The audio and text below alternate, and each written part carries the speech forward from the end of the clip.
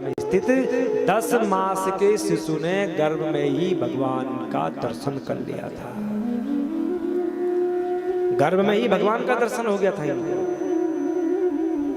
तथा सर्वगुणोर्धके सानुकूल ग्रहोदये जज्ञे वंशधरा पांडोर भूरिया पांडुरिभूजसा।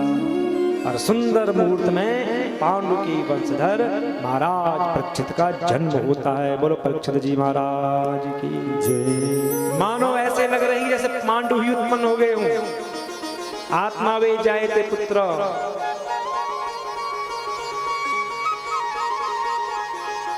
ऐसे लग रहे जैसे पांडु ही आए, पुत्र ही आत्मा के रूप में आते हैं। युधिष्ठिर बहुत प्रसन्न हुए कि पौत्र का जन्म हुआ है। धौम में कृपाचार्य बड़े बड़े ब्राह्मणों को बुलवाया, जात कर्म संस्कार किया, दान दिया। प्रजापति तीर्थ काल में, प्रजापति तीर्थ काल क्या होता है? जब तक नाल छेदन नहीं होता तब तक सूतक नहीं लगता है। और सूतक कहाँ लगता है? जैसे नाल कट जाती वहां सूतक भी प्रारंभ हो जाता है। और उस समय का दिया हुआ दान अक्षय दान होता है।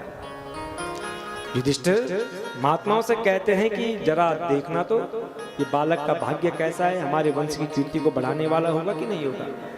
ब्राह्मणों ने कहा महाराज बालक बड़ा ही अद्भुत है, बड़ा ही तेजस्वी है, इसका नाम विष्णुराट होगा। ये बालक संसार में बड़ा यशस्वी होगा, भगवान का परम भक्त होगा, महापुरुष होगा। पार्थ प्रजापिता साक्षात इक्ष्वाकुरिव मानव ब्रह्मण्यं यशस्य छन्दः रामो दाशरथी यथा। ये धर्मराज ये बालक मनु पुत्र इक्ष्वाकु के समान प्रजा का पालन करने वाला होगा, भगवान राम के समान ब्राह्मण भक्त होगा, सत्य प्रतीक होगा, दानी होगा और धर्म की रक्षा के लिए कलयुग का दमन करने वाला होगा। तक्षकादात् मनोमृत्युं द्विजपुत्रोपसर्जिता परपस्यस्य उपस्तुत्य मुक्त संगा परम हरे।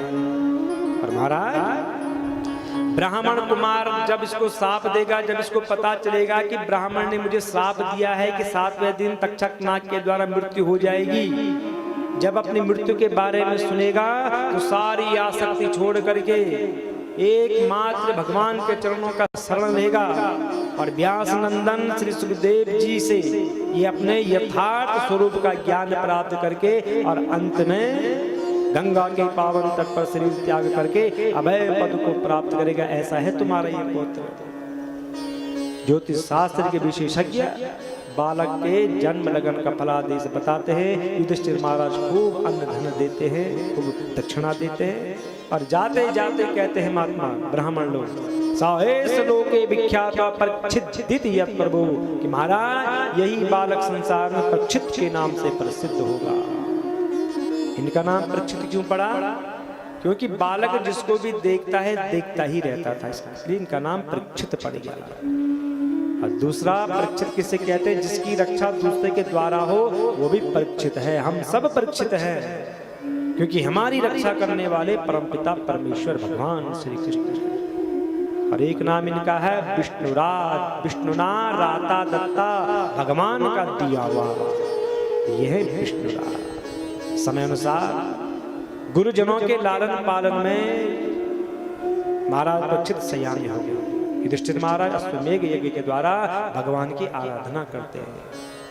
इसके बाद अश्वमेघ यज्ञ पूर्ण हुआ, भगवान श्री कृष्ण अर्जुन को लेकर के द्वारिका में चले जाते हैं।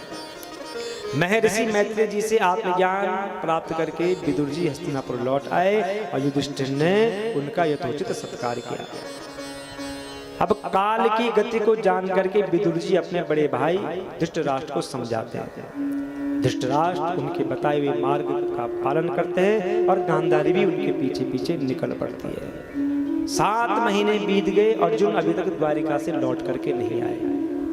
युधिष्ठिर महाराज को बड़ी ही बेचैनी हो गई, घबराहट हो गई, नाना प्रकार के अपशकुन होने लग गए। उल्कापात हो रहा है, भूकंप आ रहा है, मूर्तियों में पसीना आ रहा है।